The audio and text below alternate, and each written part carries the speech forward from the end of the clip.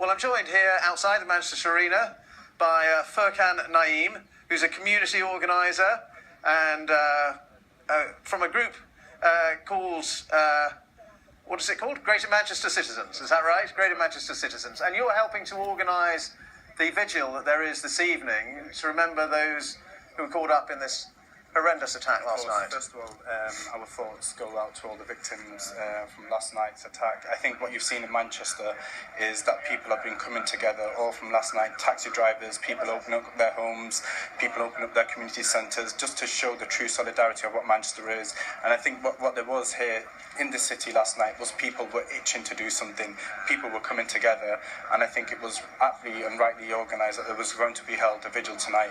I think that's coordinated with the Mayor's office and the Great Manchester Police, but I believe there will be hundreds and if not thousands of people all coming together showing solidarity with the people and the victims and their families who tragically lost loved ones last night. Did you ever think there could be an attack like this here in Manchester? Well, I do remember that tragic day in 1996. My family were here in Manchester City Centre, and we remember that day fondly. The IRA bomb. The IRA bombing.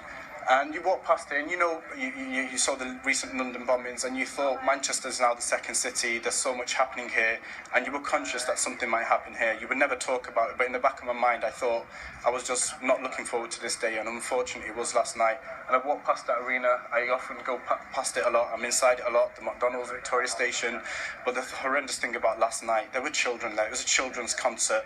It was, people coming, a day that they were going to remember for the rest of their lives, and whoever did this is the evil is not even the word. You can't even describe what monster would do something like this to young children, and it sent shockwaves around the world. But the important message here is that communities across Manchester are standing up, and we will not let hatred divide us at all. Yeah. And this attack here, it wasn't just a terrorist attack, it was an attack where the attacker, the bomber, clearly knew that his victims were going to be very young indeed. We've heard one of the fatalities just 8 years old. It's horrendous. It was calculated. He knew there was children there. He waited, as long as it is he waited till the end of the concert, until when lots of people were leaving. We saw the images and the videos of the people inside the arena leaving the arena. This was clearly a calculated attack, and the message from the authorities, from our new mayor Andy Burnham, and from the rest of the people across the UK, including our Prime Minister, has to be a strong message now that we do not be cowed by the terrorists and their actions, and we won't let people divide and break up our way of life. The attack has been claimed, responsibility for it's been claimed by so-called Islamic State. What's your reaction to that? Well, I have no words. We've seen the barbaric actions that they've done in Syria, and beheading people, innocent people, throwing gays and Christians off the top of buildings, and now they're coming to our streets here in the UK, in Manchester. And it's now a time for all of us communities, not just the Muslims, but everyone to stand together.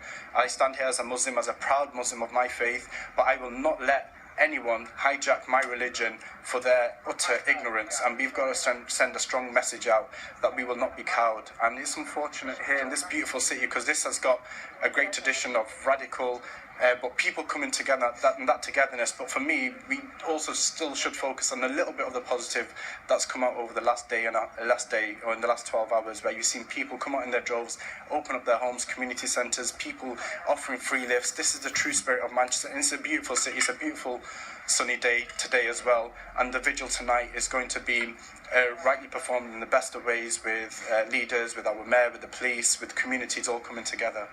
And just for anyone who wants to go to that vigil in Manchester, just tell us where exactly it is and what time it is. It's at 6 o'clock outside Albert Square, outside the town hall in Albert Square. I would suggest get there early, because I think there's going to be hundreds, if not thousands, of people trying to cram in, and it's not a huge area, so do come in early. I think the time will be quite short, 6 till 7 p.m, but I think afterwards, between 7 and 9, I think we want people to come together, show solidarity. People might hold hands or go for a walk, or just show the true togetherness of Greater Manchester. We want people to come together and just to show and send a strong message to the world, because the eyes of the world are on those communities and on those people here in Manchester, and it's our chance and our opportunity to show what kind of resilient and beautiful city we truly are.